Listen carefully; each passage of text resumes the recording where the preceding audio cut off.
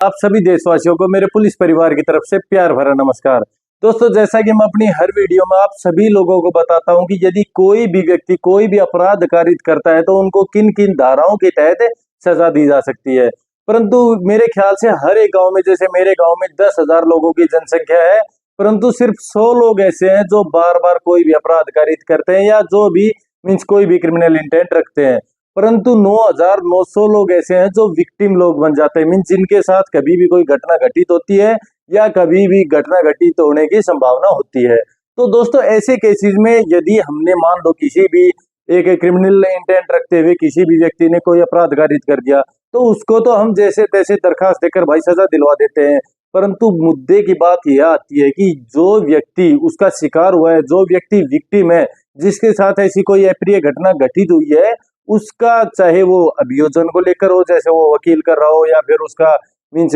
आने जाने में जो एक्सपेंसेस होते हैं, या फिर उसकी जो यदि नौकरी लग रहा है तो 2 4 5 7 दिन 10 दिन नौकरी नहीं जा पाता उसके खर्चे, या फिर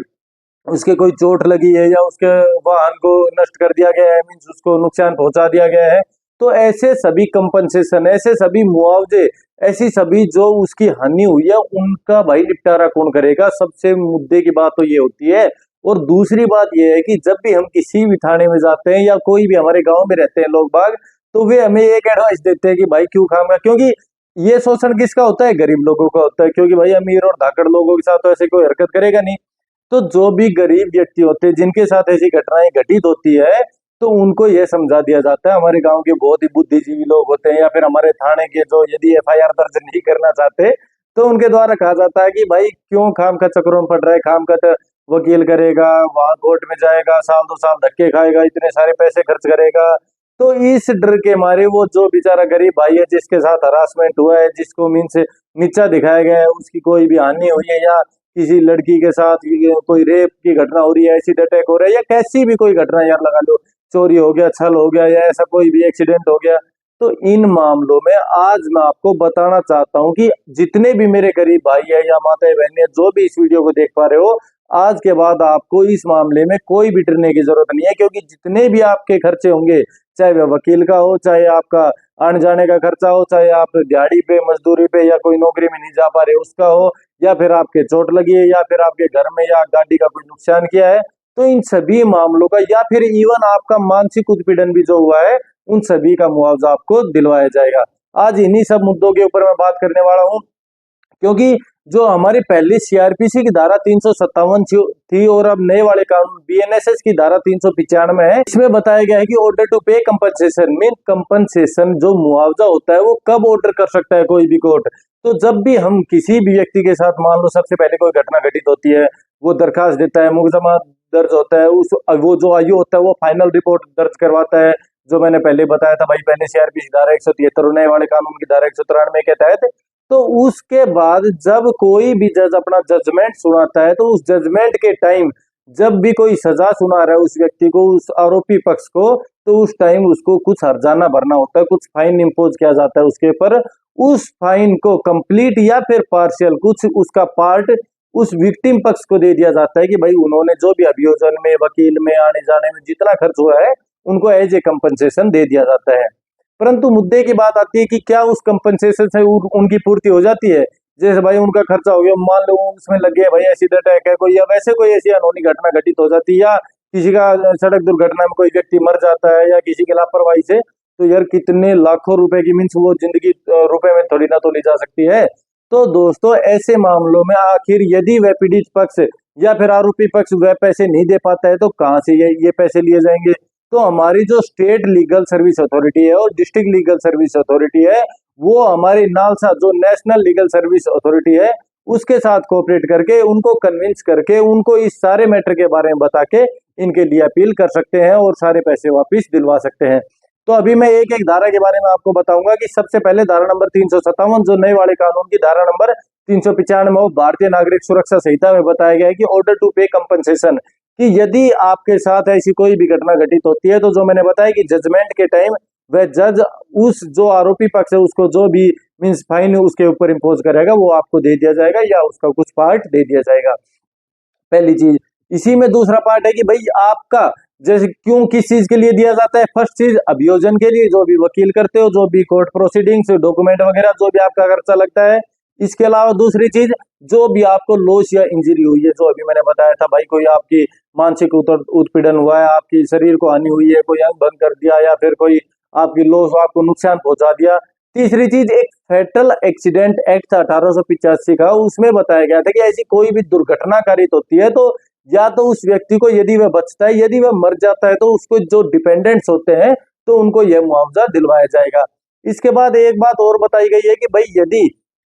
जो भी चोरी का केस होता है, 406 420 का केस होता है, मीन्स जो चीटिंग का, छल का, या कोई भी फोर्जरी करता है आपके साथ, या फिर जैसे यार साइबर फ्रॉड भी बहुत सारे हो रहे हैं, इस मामले में इस तरीके से आपके साथ कोई फ्रॉड करके बहुत लाखों रुपए की हानि पहुंचा देता है, और यदि ये वो अनट्रेस नहीं हो पाता है, या फिर ट्रेस कर भी लिया और हानि मीन्स उसके ऊपर फाइन कम भी इम्पोज किया जाता है, तो ज्यादा से ज्यादा अमाउंट हम किसके थ्रू ला सकते हैं, ये इसमें बताया गया है।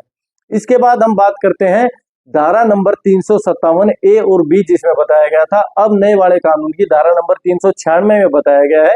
कि विक्टिम कंपनसेशन स्कीम, कि विक्टिम कंपनसेशन स्कीम कब लागू हुई थी? यह लागू हुई थी धारा नंबर 357 ए, जो हमारे 2009 में लागू की गई थी। क्यों लागू की गई थी? क्योंकि पहले कंपनसेशन, मान लो यार किसी पीड़ित के ऊपर मीन्स कोई आरोपी है, उसके ऊपर कोई जुर्माना ठोक दिया, उन्होंने 5,000 दिया, 50,000 दिया, परंतु उससे पूर्ति नहीं होती है, तो जो मैंने बताया डिस्ट्रिक्ट लीगल सर्विस अथॉरिटी या फिर state legal service authority, NALSA national legal service authority, means हमारी भारतीय सरकार के साथ कोरिलेट करके इनके बारे में मुआवजा देने के लिए कोई भी एक नई स्कीम लाएगी।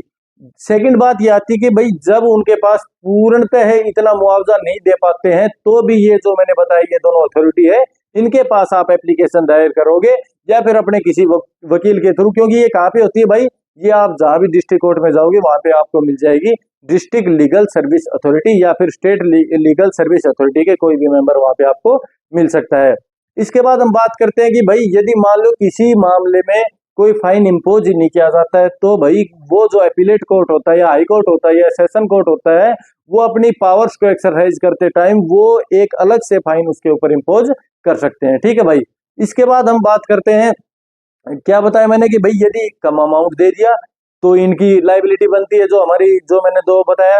इसके अलावा यदि उसके ऊपर फाइन इम्पोज होता ही नहीं है, तो भी यही जो हमारे दोनों सर्विस लीगल अथॉरिटी उनको पैसा मीन से प्रोवाइड करवाएगी। तीसरी बात है कि इसके पहले वाले पॉइंट में मैं एक बात बताना और भूल गया था कि भाई यदि अपील के टाइम, इसी में हम बात करेंगे कि यदि अपील के टाइम मान लो किसी भी पक्ष के ऊपर ऐसा कोई केस इम्पोज किया जाता है, तो वह जो पीड़ित पक्ष है, पीड़ित नहीं मीन्स जो आरोपी पक्ष है, तो वह आरोपी पक्ष 1 महीने या 2 महीना, जब तक उनके अपील का जो तारीख है मीन्स टाइम होता है भाई, 30 दिन में अपील कर सकता है, या 45 दिन में, या 60 दिन में, तो अपील का जब तक जजमेंट नहीं आ लेता, मान लो उसने अपने अपर कोर्ट में अपील किया है, तो अपील का जब तक जजमेंट नहीं आ लेता, तब तक जो जज ने सजा सुनाई थी वो उसमें उसके ऊपर जुर्माना इम्पोज नहीं कर सकता और वह मुआवजा दिलवा नहीं सकता है। ठीक है भाई। इसके बाद हम बात करते हैं कि भाई यदि कोई भी इसी के पार्ट जो मैं बता रहा था 357 का पार्ट बी, और जो नए वाले कानून की धारा नंबर 396 में बताया गया है, इसमें बताया गया था कि मान लो भाई कोई ऐसी घटना घटित हो जाती है कि कोई उसके मेडिकल एक्सपेंसेस हो गया, या उसका देख रेख का कोई भी खर्चा जो उसको एट प्रेजेंट अभी चाहिए, क्योंकि यार ये प्रोसीडिंग्स तो महीना, 2 महीना, 4 महीना, बहुत ज्यादा दिन चल सकती है, तो उस टाइम यदि ये जो हमारी डिस्ट्रिक्ट लीगल सर्विस अथॉरिटी है, या फिर हमारी जो स्टेट लीगल सर्विस अथॉरिटी है, वो हमारे एसएचओ साहब या फिर हमारे थाने के जो भी भाषातक अधिकारी है, या इसके अलावा मजिस्ट्रेट से रिकमेंड करवा सकते हैं, उनसे इन्वेस्टिगेट करवा सकते हैं कि आप यह चीज मीन्स एक इंक्वायरी कीजिए, और उनके द्वारा इन्वेस्टिगेशन के बाद उनकी रिकमेंडेशन के ऊपर उनको मुआवजा दिया जा सकता है। ठीक है भाई। और ये अपील कहीं भी की जा सकती है। इसके बाद हम बात करते हैं धारा नंबर 357C, जो पहले बताया गया था। अब नए वाले कानून की धारा नंबर 397 ऑफ BNSS में बताया गया है कि भाई जो भी विक्टिम मीन्स यार, जैसे विक्टिम का जो एक देख रेख होती थी, जैसे भाई एसिड अटैक हो गया, गैंग रेप हो गया, महिला विरुद्ध अपराध के जितने भी रेप वाले मामले हो गए, या पोक्सो एक्ट के मामले हो गए, इन सभी मामलों में यदि आप कहीं भी ट्रीटमेंट ऑफ विक्टिम्स, ये मीन्स धारा का नाम है, तो कोई भी हॉस्पिटल, चाहे सरकारी हो चाहे प्राइवेट हो, कहीं पर भी आप जाते हो, तो आपको फ्री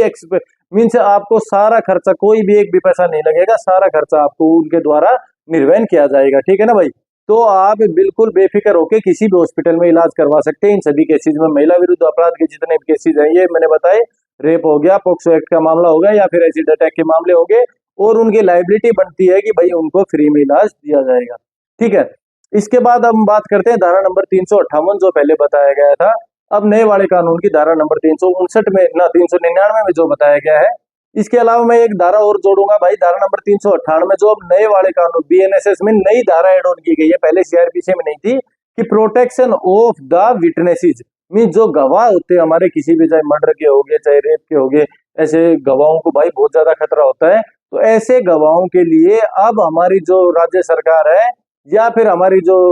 जिला जिला के कोई भी कोर्ट वगैरह हो गए, या फिर हमारे जो मैंने बताया था डिस्ट्रिक्ट लीगल सर्विस अथॉरिटी, ये हमारी सेंटर वाली सरकार से मिलके ऐसी कोई नई स्कीम ला सकती है कि इनको भी प्रोटेक्शन दिया जा सके, जो भी गवाह लोग हैं भाई। ठीक है, इसके बाद मैं बता रहा था धारा नंबर 358 और नए वाले कानून की धारा नंबर 399, इसमें बताया गया है कि यदि ग्राउंडलेसली अरेस्ट करते हैं कोई भी पुलिस पर्सन, अपने मीन्स उस नेचर ऑफ ऑफेंस उसको पता है कि भाई जो भी व्यक्ति को वो गिरफ्तार कर रहे हैं वह व्यक्ति नहीं है, या फिर गलती से किसी को नेग्लिजेंटली तरीके से वो मीन्स उसको नुकसान पहुंचाने के लिए ऐसे गिरफ्तारी कर लेते हैं, चाहे वो 1 पर्सन को करो चाहे 5 पर्सन को करो, तो उनको इस धारा के तहत कंपनसेशन दिया जाएगा। पुलिस वाले भाइयों के ऊपर भी यह इम्पोज किया जा सकता है, क्योंकि आज तक आपने सोचा होगा कि अभी पुलिस वालों से ही पैसे देने पड़ते हैं, परंतु यहाँ पे आपको यदि कानून की ज्ञानता है तो आप पुलिस वालों से पैसे ले सकते हैं। यदि कोई पुलिस वाला भाई गलती से किसी को गिरफ्तार कर लेता है तो धारा नंबर 399 का पार्ट 1 में उसको 1000 रुपए के फाइन से मीन्स दंडित किया जाएगा। 1000 रुपए उसको मुआवजे के तौर पर वो जो विक्टिम है उसको दिया जाएगा, या फिर बहुत सारे पर्सन है, 5 पर्सन है तो 500 को भी 1000 रुपए दिए जाएंगे। और इसके पार्ट 3 में बताया गया कि यदि वह पैसे नहीं देता है मुआवजे के तौर पर पुलिस पर्सन, तो 30 दिन की सजा से उसे दंडित किया जा सकता है। इसके बाद हम बात करते हैं धारा नंबर 359 जो नए वाले कानून के धारा नंबर 400 में बताया गया है कि नॉन बेलेबल ऑफेंसेस में मीन्स नॉन कोग्निजेबल ऑफेंसेस में सॉरी, तो नॉन को मीन्स असंज्ञेय अपराध में, जो मैं बता रहा था कि भाई पिछली वाली वीडियो में बताया था कि एनसीआर करती है, एफआईआर दर्ज नहीं होती, उन मामलों में भी यदि कोई आपके ऊपर झूठी जैसे गलत तरीके से ऐसे दर्ज करवा भी देता है, फिर भी मान लो सच्चे तरीके से भी दर्ज करवाया है, तो जो आरोपी पक्ष है उसके द्वारा उसके जो भी अभियोजन का मीन्स कोई कोर्ट का, कोई आने जाने का, या फिर जो भी उसका कंपनसेशन है, मुआवजा है, वह कोर्ट के उस जज की रिकमेंडेशन के ऊपर दिलवाया जा सकता है। ठीक है भाई, तो आज हमने क्या बात की भाई, आज हमने कंपनसेशन के ऊपर बात की कि किस तरह यदि आपके साथ कोई भी ऐसी घटना घटित होती है तो किस तरह आप मुआवजा ले सकते हो। मुआवजा आपको कब दिलवाया जाएगा, जब वह आरोपी पक्ष एक अपील मीन्स जो 30 दिन का उसके पास टाइम होता है, या 60 दिन का, या 45 दिन का, तो अपील जब तक नहीं कर देता, अपील करने का, और अपील के बाद वह जजमेंट नहीं आ जाता, उसके बाद वह जज उस आरोपी के ऊपर एक मुआवजा थोप सकता है, एक फाइन इम्पोज कर सकता है, जो हमारे विक्टिम पक्ष को दिया जाएगा। उसके जो भी लॉस हुई है, इंजरी हुई है, उसका कोई भी वेजिस मीन्स कोई नौकरी जा रहा था तो उसका नुकसान हुआ है, तो ऐसा कोई भी उसको नुकसान होता है तो भाई, या फिर अभियोजन पक्ष में होता है। इसके अलावा मैंने आपको ये भी बातें बताई थी कि भाई यदि वह जो भाई फाइन पूरा नहीं होता, या फिर कई मामले अनट्रेस भी हो जाते हैं भाई, उसमें कोई भी आरोपी का पता नहीं चल पाता, या फिर अमाउंट कम है, जैसे रेप मामला हो गया, 50,000 रुपए दिलवा रहे हैं उससे भाई, परंतु उनको कंपनसेशन के तौर पर 5 लाख या 10 लाख दिलवाने चाहिए, तो फिर वो डिस्ट्रिक्ट लीगल सर्विस अथॉरिटी या स्टेट लीगल सर्विस अथॉरिटी के जरिए वहां पर एप्लीकेशन लगवा के दिलवाया जा सकता है। ठीक है भाई, इसके अलावा यदि आप चाहते हो, क्योंकि यार बहुत सारे भाई हिट एंड रन केस होते हैं भाई, कोई भी मार के और कोई गाड़ी वाला भगा ले जाता है, तो इन मामलों में भी हिट एंड रन केस में भी पहले आप वो मोटर व्हीकल एक्ट 1988 की धारा 161, 163, 166 ये सब देख सकते हैं। इनमें बताया गया है कि भाई किस तरह यदि आपकी means hit and run case मतलब उसका पता नहीं चल पाता है तो कौन भाई मार के भाग गया, तो उन मामलों में भी मृत व्यक्ति के घर वालों को 2 लाख रुपए, और यदि इंजरी कोज होती है तो 50,000 रुपए दिए जा सकते हैं। इस आधार पर मीन्स यहाँ पे अपील आप करते हो तो, क्योंकि एसडीएम होता है भाई, एसडीएम के पास आपको अपील करनी पड़ेगी, क्योंकि आप पूछोगे कि भाई हम कंप्लेंट कहाँ करें। तो ये जो पहले वाली चीज मैंने बताई थी कंपनसेशन स्कीम वाली, तो उसकी आप या तो आपका कोर्ट का जो जज होता है, जो मजिस्ट्रेट होता है, जो आपके मामले को डील कर रहा है, वो खुद उनकी रिकमेंडेशन के ऊपर डिस्ट्रिक्ट लीगल सर्विस अथॉरिटी को बोल सकता है कि भाई जो मुआवजा यहाँ से आरोपी पक्ष से दिलवाया जा रहा है यह कम है, आप इनको और ज्यादा मुआवजा दो, ताकि इसका पुनर्वास किया जा सके, रिहेबिलिटेशन किया जा सके, दोबारा से इनको पुनर्स्थापित किया जा सके, दोबारा से इसके जो भी आर्थिक खर्चे थे उनको दोबारा से चलाया जा सके। ठीक है भाई, तो जो मैंने बताया कि मोटर व्हीकल एक्ट वाले मामले में ऐसे कोई, हाँ यदि दूसरे मामले में मैं बताता हूँ व्हीकल का पता ही चल जाता है तो भाई उसका जो इंश्योरेंस कंपनी है वो उसको सारा पे करेगी। तो इन मामलों में फिर भी आपकी कोई भी डाउट रह जाती है कि भाई कंपनसेशन स्कीम इसी में, भाई बहुत सारे मामले में आपको दिखा भी दूंगा। महिला को यदि उनके साथ कोई भी रेप की घटना, एसिड अटैक की घटना, उनकी कोई मीन्स कोई अंग भंग की घटना ऐसी कोई होती है तो 5 लाख से 10 लाख रुपए तक उनको जो मीन्स मुआवजा मिल सकता है। तो दोस्तों इस बारे में आप जागरूक रहे ताकि आपके साथ यदि ऐसी कोई भी घटना घटित होती है। इसके अलावा एक बात और बताना चाहता हूँ मैं, जो मैं बता रहा था कि भाई हमारे गांव वाले या फिर पुलिस वाले ये डराते हैं कि भाई आपका वकील करोगे इतना पैसा लगेगा, वहां पे जाओगे ये वो। तो मेरे भाई अपना आपने यदि वो हमारा संविधान पढ़ा हो तो आर्टिकल 29A, सॉरी 39A आपने यदि पढ़ा हो तो उसमें दिया गया है कि फ्री लीगल एड, आपको बिल्कुल फ्री न्यायिक व्यवस्था आपको प्रोवाइड करवाई जाएगी। मीन्स आपको फ्री वकील दिया जाएगा। फ्री वकील यार, चाहे कोई महिला हो, महिला विरुद्ध अपराध वाला मामला हो, चाहे कोई वृद्ध व्यक्ति हो, चाहे कोई बहुत ज्यादा गरीब SC ST कास्ट का हो, अपाहिज व्यक्ति हो, बच्चे हो, इन सभी मामलों में हमारी सरकार फ्री लीगल एड प्रोवाइड करती है। उनको फ्री एक सरकारी वकील दिया जाता है जो उनकी तरफ से फाइट कर सकता है। तो आपको बिल्कुल भी घबराने की जरूरत नहीं है, आप फ्री में वकील कीजिए, वहां पे अप्लाई कीजिए, उसके बाद इस तरह से कंपनसेशन भी लगा सकते हैं यदि आपको आने जाने में और बहुत सारा खर्चा लग रहा है। मेडिकल एक्सपेंसेस मैंने आपको बता ही दिया कि कोई भी हॉस्पिटल वाला वो फ्री में इलाज करेंगे। इसके अलावा आपका पर्याप्त मुआवजा नहीं मिलता है तो आप ये डिस्ट्रिक्ट या स्टेट लीगल सर्विस अथॉरिटी से आप क्लेम कर सकते हैं। और यह ऑफिस होता है प्रत्येक कोर्ट में, जो भी डिस्ट्रिक्ट कोर्ट होता है। और जो मैंने बताया था हिट एंड रन केस वाले मामले उसमें आप SDM के पास जाकर भी, और ये हमारे पुलिस वाले भाइयों की भी लाइबिलिटी बनती है क्योंकि 4